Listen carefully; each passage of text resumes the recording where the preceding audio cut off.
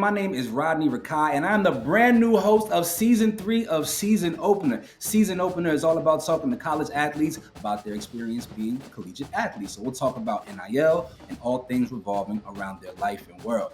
Yo, what's the deal? It's your guy, Rodney Rikai, and it is my esteemed pleasure and privilege today to talk to a member of the Rutgers Scarlet Knights women's basketball team. We got Zachara Perkins in the building one time. Make some noise for yeah.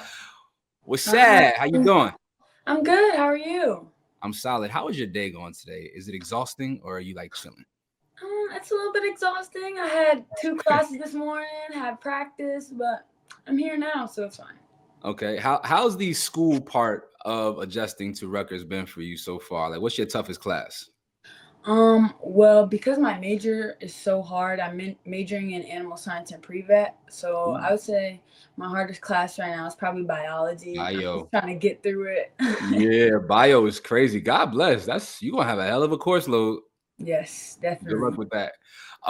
So I want to just ask you a couple of questions out the gate, a couple of softball questions, just so I can understand who you are. All right, just real light, real easy. Are you a music head first and foremost?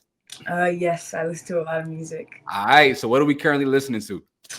Right now, my main is like Rod Wave, but then you like to be sad? No, he's not sad. Don't start that. He's not sad. He's not sad.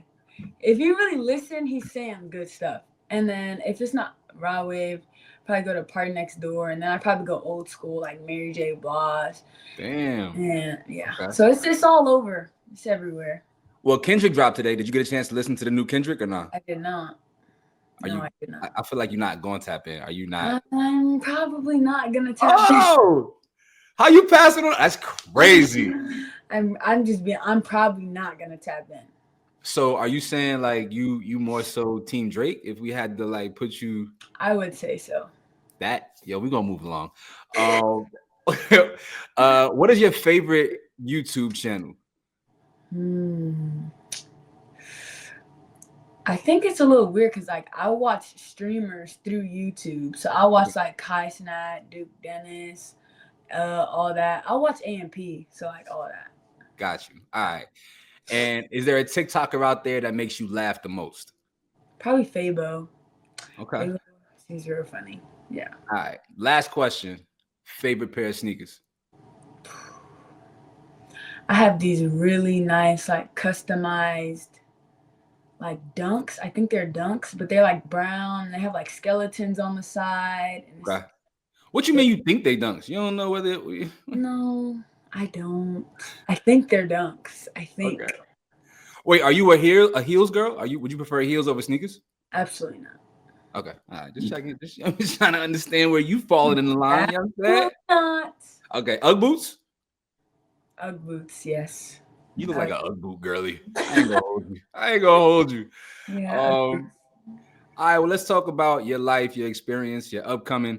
In your early years, you lived in several different countries because your mother was a professional basketball player. What's your earliest memory of the game of basketball? Like for me or like for my mom? For you. For me, I mean, just being around it, I remember always being like, I got to sit at the end of the bench at WNBA games. And I think just watching all the players that like I look up to now and also who I call family, just watching all of them. I think that was like my earliest memory of like just basketball in general. So outside of your mom, who were the women that you were looking up to? Like, oh, I want to have that kind of game. I want to hoop like that. I like the way that she handles the ball. I liked Candace Parker. I mean, obviously, but also just to get into like, deeper, I would say I like Kia Vaughn. I like Cappy. That's my aunt. I love her. Big Cap. Love Aunt Cap. Yes. Auntie Tisha Penachero. Yep. Yes. I think I looked up to like all of them. I just love the way they play. And even in that time where women's basketball wasn't as big as it is now, like just having so much talent was something I looked up to. Got you. That's a wide spectrum of different style of hoop too, right? Yeah, from Tina Penachero. Like that's like, okay, so that's why you're kind of a do-it-all Exactly. Yeah. I respect that. I respect that. Once you move back to the States, your mom settled in Houston. And more than I think any other athletes, hoopers get the opportunity to see what their peers look like in different states, right? Because of the AAU circuit, you get to move around, you get to see who your primary competition is. Exactly. So for you growing up in Texas, how would you stack Texas up against some of the more dynamic and powerhouse states around the country? I would really put Texas at, if not one, maybe two. Yo, Like stop. I swear Stop, yo. we have the best hoopers. Like it's just really just no debate. What do you Like mean? whenever people talk about hoops, like if you don't put Texas in the conversation, that's like crazy. You know how many hoopers we have out of Texas? Yo, And you not even just like Texas, but also you got to think like people who have came to college in Texas to play here, like they want to be that here. don't count. It I'm not does giving you that. count though. It I'm does not giving count you that. because you have to think that they want to come here because they know this is where they're gonna get. They want to come. Yes, absolutely, that counts. You got. Wait a minute. So you mean to tell me you think the women hoopers in Texas are better than the women hoopers in Jersey? That's what you're saying right now? Absolutely. You tweaking. And I stand on it. I will stand on it. Yo, we talked about it earlier. I know some of your aunties. Don't let me call Matt. Don't let me call Essence. Right. I'm Like, gonna tell them too. okay, when they pull up on campus with their sneakers on, like, well, why don't me and you go at it? I don't want to hear no fear in your voice. No fear, none. Heard you. I guess you're a little fearless because you're tough, and I've heard via the internet that you are so tough because your mom took 13 charges while she was pregnant with you. She Which is did. a phenomenal stat. So I got to ask you, who do you feel like was the better defender, your mom in her day or you? Me. Defender, like I prioritize defense. Like there's some stuff like okay, maybe she got me, but defense, no, not defense. Not defense. Not defense. 13 charges in a single finals is crazy. She got the charges. I've never took a charge in my life. So a part of being a defender, a phenomenal defender, is being fearless, not being afraid of that contact. You mean to tell me you blocks? I'm gonna get the blocks. So when she's taking a charge, I'm blocking it. So you more athletic than your mom? Yes. Okay, I hear you. Do you look back at any footage of her playing? And if so, what parts of her game did you adopt? And how do you think you stack up on an offensive end? I've watched a lot of her film, a lot of her games. I would say definitely her footwork. That's something that has been instilled in my game that she's been teaching me how to use since the beginning, and I even use it now. It's been helping me a lot in the games that we've been playing recently. I think footwork and also just being versatile. She was very versatile. She was able to play on the wing, but she was also she could be a back to the rim player. So I think I adopted all of that. Okay. Fire. Was she your first like real coach? Yes. Okay. That's dope. I used to take my son. I used to coach high school AAU basketball in Jersey, and I would take my son to practice, and he didn't end up being so good. So, you know, maybe my game ain't what I thought it is. You know, it happens sometimes. Yo, relax. Let's not okay, I'm still a bucket. So I'm born and bred in Jersey, right? Jersey, true. Essex County, Irvington, New Jersey. And right now there is a crazy energy around Rutgers University, right? The football team had it for a second, but then they lost it. I don't know what the hell happened. Yeah, they lost they lost their Riz for sure. Yeah, but but you and Kayomi coming this year created a similar kind of buzz as Dylan and Ace, right? And if y'all don't know, those are two phenomenal players on the men's team. For those who do not know and are not familiar, what makes Rutgers such a special place? I think it's really just the environment, as far as people, not like where we are or like what we're doing, but I think hold on, have some respect. Have some respect. It is Jersey. My bad. We're in Jersey. But I definitely think that the coaches, like the way the coaching staff is so supportive and also like they really study your game. And I think I can't really speak for the boys' side, but I know for on my side, I think that just that support is something that you don't get a lot of places. And also like the alumni support, like we were talking about. I think the alumni like are just so I don't really see alumni like I do here. Like they're always here. Like we have season ticket holders for our games, and you'll see them after every game. They want to talk. They want to see how life is going, all of that. So yeah, I think that's the main thing. That's dope. Yeah, Jersey gets a bad rap, yo. I don't really like it, so I don't stand for any Jersey disrespect, you know? Okay. Yeah, in Texas, nobody really talks about Jersey. We But look where you wound up though. So Mm, I you don't are want to correct. yeah. You're right. And your mom is from Jersey. So there is a part of you that wouldn't be what you are if it was not for the great state of New Jersey. That is very true. All right. So I I just want a will. little I bit of will love. let you. I will let you have that. What's been your favorite part about living in Jersey so far? I know you're in a college campus, so it's kind of like a controlled environment, but have you ventured outside of the campus? Have you gone to Newark? Have you gone to Elizabeth? Anywhere? Have you traveled around? I have gone to Newark. It's Um, Newark. Hold on. I gotta correct you. I It's knew you Newark. were. I Like knew you pork were with an gonna N. do It's that. Newark, New Jersey. Everybody does that. Yes. I can't say it like that. Newark. Why? Newark. Newark. I can't Newark. say that. Like pork with an N. It's easy. Newark with that. Yeah. There you go. Newark. But yeah, I have been there. I've also been. Where did I go? Elizabeth. I've been Okay. to some places in Elizabeth. I liked it out there. So yeah. Sound like you in the hood a little bit. I just want to caution you. It's kind of I don't know what you want, but let's keep it safe. Keep it cute. Yeah, right. Keep it cute. What about White Castle, or have you had an Italian cheesesteak yet, or Italian cheeseburger? White Castle is so bad. You tweet. What are you talking about? It's So bad for bad. your stomach, but it's phenomenal food. No, White Castle is so bad. I cannot eat it. But I mean, I've always been around Wawa. What else is in Jersey that's like only in Jersey? Italian cheesesteaks, Italian Oh, cheeseburgers. of course, of course, All of course, right, we got good of course. delis. Those are fire. I can't take nothing from y'all with that. Thank you. We got Yeah. good food in Jersey. Yeah, yes, that's what I'm talking about. Anyway, let me move on. I don't want to make this too Jersey centric. Do the men's and women's teams interact much? And if so, how has it been sharing space with Dylan and Ace? Yeah, the men we interact a lot. We share the same training rooms. Our locker rooms are on the same floor. Our gyms are right next to each other. So yeah, we do. We talk a lot. Like if we're in the training room, we'll just have like open conversations. Yeah. And then you said as far as Dylan and Ace, they're both cool. They're just.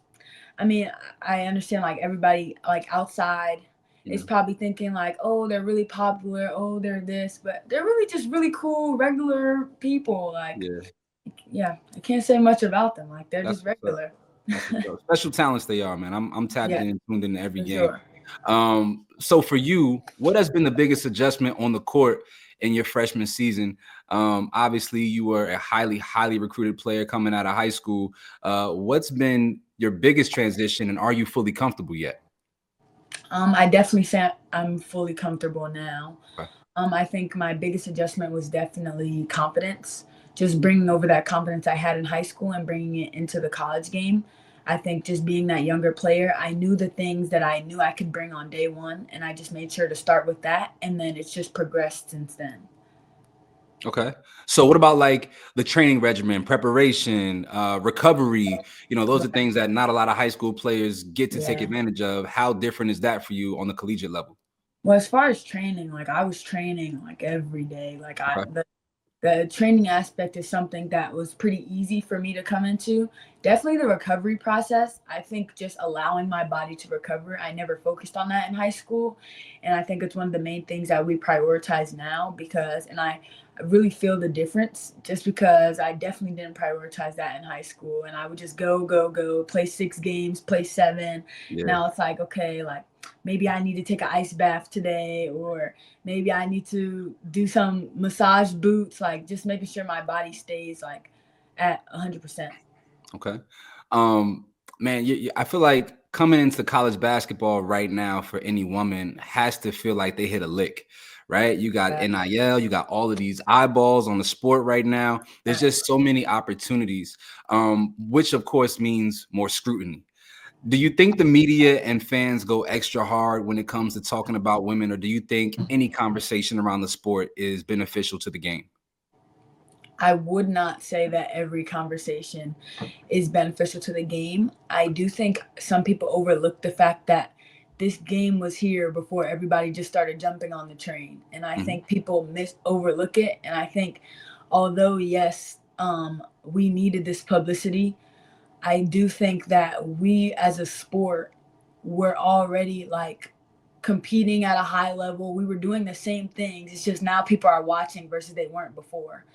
So I do think that the media and like the publicity is very good, but there is also a lot of negativity that I see, even just being a women's basketball player, things that I see that people say or people's opinions and things like that. And I don't feel like it's all needed.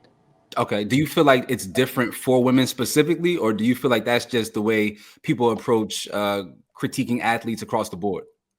I think there's overall just a lot of critique on sports, but I definitely think it's different for women Mm. just because the way that, like, if no matter how good a men's team is, like, people are going to show up. It's the men's team versus, like, with us, it's not like that. Like, sometimes there will be, like, our boys have a full student section and not one student will come to our game. Yeah. So it's just like, I definitely think it's different for women because there's a lot of like comparison. Like it's like, oh, women can't do this or women can't do that. And I think that's probably the biggest issue is that all the comparison and trying to compare us to men and things like that when we have our own style of play. And that style of play is what drew all the attention anyway. So, yeah. Well, I will say that you are at a university that at one time the women's team was way more popular than the men's Yes, team. The men's for team used to sure. be basura. I remember the So, era. yeah, for sure.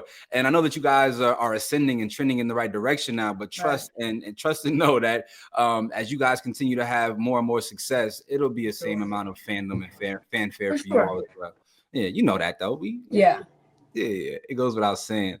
Um, NIL has changed recruiting forever. It's changed the landscape of college basketball forever, all the college sports.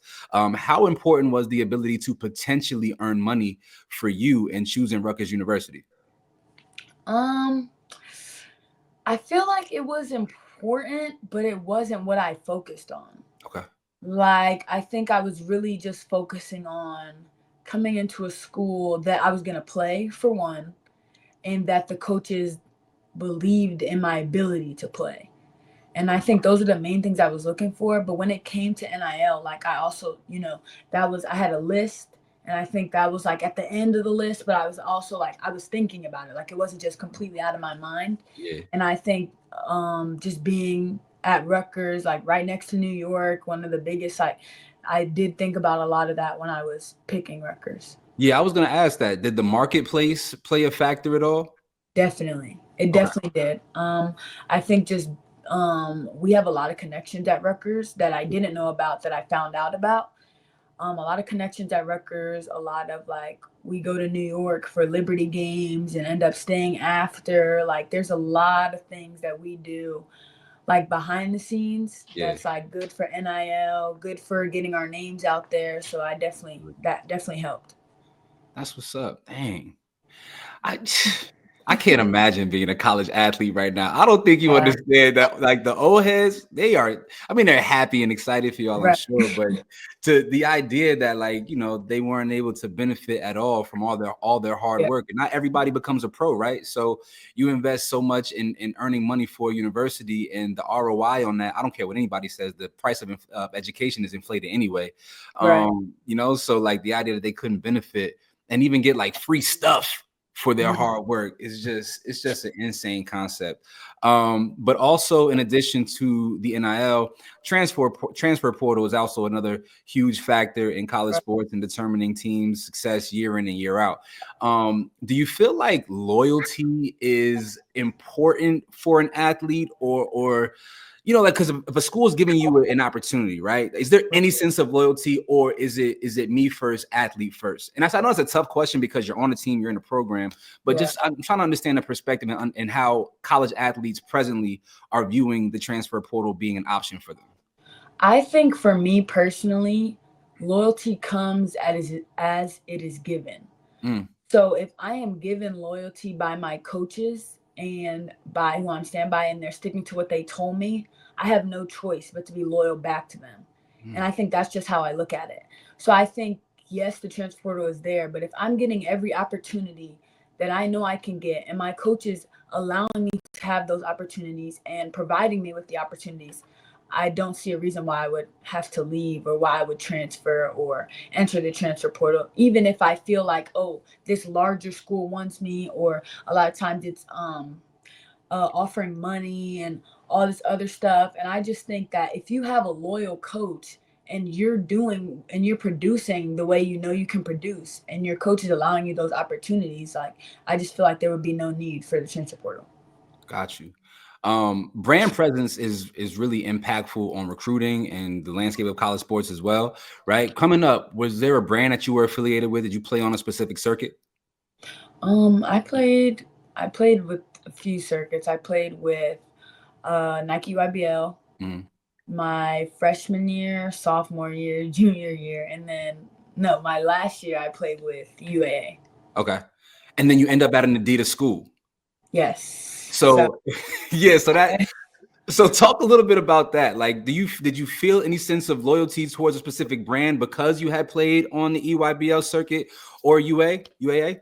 no, I really just it was definitely an adjustment because I have a lot of Nike stuff. I Yeah. have a lot of Under Armour stuff. Well, Dylan the Ace, well, Dylan they be rocking Nike, Dylan the Ace. Yeah, they do. But yeah, I feel like it wasn't that big of a deal to me. Okay. I think on the EYBL circuit, I liked Nike. It was fine. Yeah. UAA was fine. Adidas is fine. Like, it's all fine. Yo, you're good. Yo, to be a freshman, I like how you're moving right now. You like, let me not mess up any potential relationships. Let me keep it real neutral. I respect that. I respect that. So you didn't feel the pressure or the squeeze from choosing a school that was with a particular brand. I've heard different for the men's athletes. Are you familiar at all with maybe some of the different pressures that they have to deal with when trying to decide what school to go to? I definitely think it's different for men. I do think that I think there's just a lot of differences, like, between the men and the women. Like, I think as far as like what school you go to, there are some schools that honestly have more, like, what is the word I'm looking for? Just um more potential to get you where you want to go, and Yeah. also like just being able to be a one and done, like that opportunity. So I think boys often look at, like, most boys, I would say, like Nike, but then if they played on UAA circuit, then they'll be like, I like UAA and this is better. So I think boys just have a different attachment to wherever they started. Got you. Um, do you feel like there should be more leniency for the women's college basketball players to go one and done and be pros earlier? I think right now the rules are you have to be 22 at the time of the draft, 4 years of college. Do you feel like Yeah. that's fair? I think it's just a hard, because I think the reason they do it is because we need a degree. Because at the end of the day, there's no retirement money. Versus the NBA, they can go one and done, but they have retirement money. Yeah, So, like, if they retire, they're still going to get money. Versus the WNBA, there is no retirement money. it's over. And I hope that if there was that progress, that, like, okay, now we're getting honest retirement money, then Yeah. I would say, yeah, we can, like, cut it down. But because there's no retirement money after basketball, like, you don't have, like, you need to have something. Yeah. So, which brings me to actually my next point. The compensation of women basketball players, right? It's a huge conversation. I had a show earlier today when I said my salary at 22 years old, I was working at Verizon in a call center, and my Yeah. salary was more than Angel Reese's salary was her rookie year.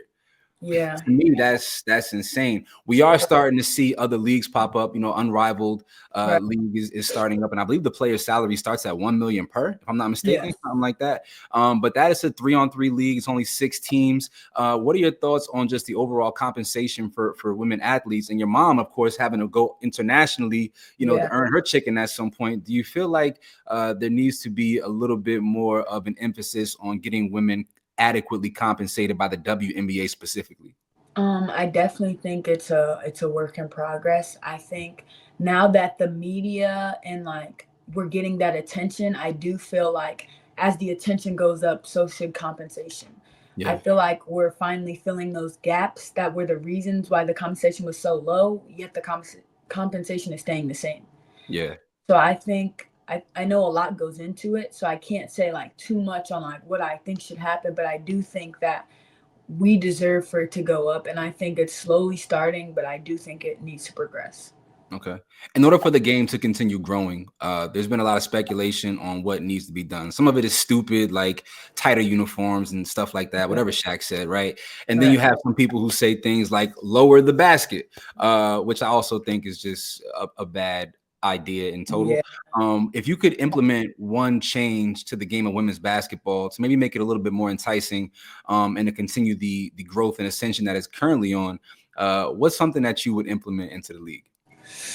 I feel like that's such a hard question because I've always found it enticing. Okay. I've been around basketball for so long, and I just when people like start talking about like how it's just it could be more interesting or it could be this or it could be that, and I think it already was that. So Okay.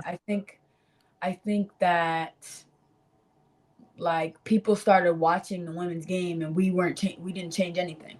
Nothing Okay. was changed. Like people just started noticing the different things. Like I know it started with like Angel Reese, Caitlin Clark. Like people started watching like the things that they were doing, the things they were producing, and then as they go down, they went down and watched more and more. So I think it's Yeah. just like I think it was already enticing. I don't know what there is that could be added to make it any more enticing than it already is. You know what? To me, I'll be honest. Just comparing, like, and I know we're not trying to compare men and women's basketball, but I will Right. just I'll compare two different products, right? And Hmm. it's not because of Yeah. gender; it's just the style of play. Yeah. The women's game is so much more physical than the men's game, Right. and it is so ironic to me because you got these big ass strong guys on this court, and then they're flopping around, and it sometimes can be very very tough to watch. Like I Right. love Joel Embiid. I think Joel Embiid is incredible, but sometimes he is incredibly difficult to watch. So I Yeah. do like the fact that they allow you all to be physical in a way that has been removed from the men's game. Hmm. You combine that with the high level of skill, and I'm not just saying this because I'm talking to you. Right. I mean, I grew up playing against Matei Ajavant, right? Like Essence Carson. My high school, Columbia High School, was like the number 3 team in the state, and so we Mhm. used to practice and scrimmage against the women's team in preparation for their state championship runs because our team got knocked out in the first round. But whatever. Right. So I've always valued the way women have played. Cappie Pondexter, right? Like I don't know if you've ever seen a video of her going back and forth with Sebastian Telfair, but Cappie Cole. I don't care. I Yeah. don't care who you are, where you from, where you at. Like Cappy can go at your neck. So Right. you're right in saying that the game has always been enticing. I just wonder, like, is it a free flowing, more of a free flowing offense? Is it less clutter in the paint? Like I Mhm. was just trying to hypothesize maybe the style of play as Yeah. opposed to like a gimmick. So Right. um, I get what you're saying. Yeah.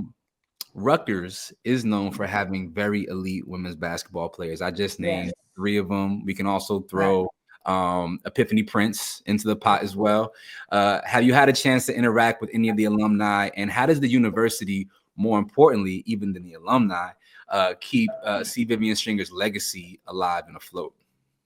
Well, I think as far as have I seen alumni, yes, I saw Epiphany Prince. I saw her at the game. She came over to us at the Liberty game.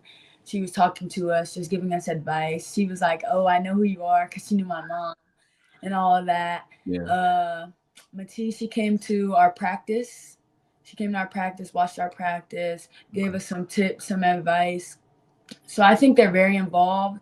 And I think as far as what was the last part you said? Coach Stringer, just her legacy. Yeah, I That's think yeah. I do think that her legacy stays. I think we talk about her all the time, but also just seeing her. I think we see her a lot. Okay. I think just keeping that legacy alive. I think it's very important to Rutgers. Just in general, she's such a legendary coach, and I think that is just something that we definitely take pride in. We don't want to let that legacy leave. We just put up her Hall of Fame thing in our practice gym. Okay. So I do think that we definitely keep legacy alive. Anytime that we see her, like sometimes we see her at Liberty games, we'll all go over there, interact with her. Like it's just a bridge that we always want to make sure everybody knows in the history of Rutgers women's basketball. Yeah, that's an important one right there. She For sure. changed. Yeah, she changed the landscape of women's basketball in New Jersey. Her and the coach from my high school, her name is Mama Wright now, but Johanna Wright, she was the first coach for the women's McDonald's All-American game. So the very first women that were able to play the McDonald's All-American game, Coach Wright was their coach, and that was she still like texts me and calls me to this day. So yeah, just good energy all around. Yeah. Okay. I feel like I also want to just say this to you. If there is anybody you should talk to about your post-career plans, it is Matei Ajavon. I don't know if you're familiar with her portfolio in real estate. Yo, Matt do not play. Did she talk to you about it at all? She didn't talk to me about it that much. She really was just talking to me about basketball, but I've definitely like seen about it. I've heard about it. Yes. Yo, maybe like 7-8 years ago, we were both living in Atlanta. And she was like, yo, Rodney, you need to get this property, that property, Airbnb, and like I ain't do it because I was hard-headed. But in the interim, man, like Matt, just anytime that she has an idea, suggestion, she'll hit me like, yo, do you see this? Or you see what's going on out here? So you're part of a phenomenal family. So you're in a good spot. And as a freshman, you already have such poise and such I like the way you carry yourself. And it's refreshing. Like your mama did a good job. I've heard that a lot since I've been out here. She ain't raising no sucker. All right, well, you had a long day. You kind of fresh out of practice. I don't want to keep you too long, but this was dope for me. Seeing the next generation of Rutgers women's basketball players, being able to have this conversation with you now, I feel like I have like extended family on the team. So now I really got to make sure I tap in. You dig me? For sure. Yeah, man. And then whenever I'm back home, I'm gonna come to a game. I ain't gonna tell you I'm there because that's weird, but I'm gonna be in the stands shouting and carrying on with my New Jersey hat. You feel me? Big Jersey. Sounds good. All right, man. Well, I want to wish you all the best the rest of the way. Good luck. I look forward to seeing y'all in the tournament. Okay. Yes, I need first team all freshmen in the Big Ten. Okay. I need that. I think we have like 6.5 right now. Yeah. Yeah, we had like 6.5. 6.8 or something like that. Yeah. So, as we get more and more comfortable and we start, hey, coach, 1-4, flatten this out for me. I need that. Thank you. ISO. Right. All of that. I look forward to seeing you continue to grow, man. All right? Yes. Thank you so much. Zachara, we appreciate you. Have a beautiful, beautiful day. All right? Yes. Thank you.